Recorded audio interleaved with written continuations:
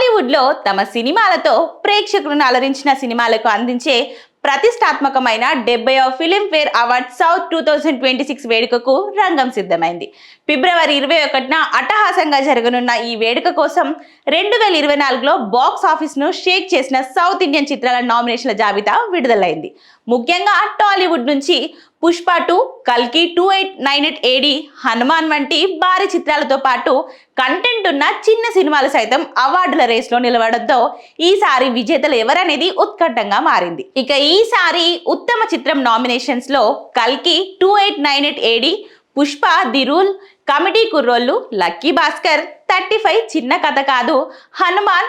ఇక ఉత్తమ దర్శకుడు నామినేషన్స్ లో నాగ్ అశ్విన్ కల్కి 2898 AD, Sukumar Pushpa the rule, Yadav Vamsi committee Kurrollu, Venky Atluri Lucky Bhaskar, Nandakishore 35 Chinna Katha కాదు, ప్రశాంత్ వర్మ హనుమాన్.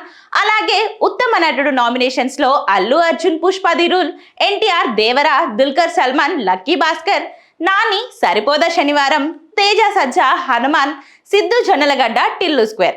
అలాగే ఉత్తమ నటి Nivetha Thomas 35 Chinna Katha Kaadu, Rashmika Mandanna Pushpa the rule, Anupama Parameswaran Tillu square, Ashika Ranganath Naa Saamiranga, Meenakshi Chaudhary lucky Bhaskar, Priyanka Mohan Saripodhaa శనివారం.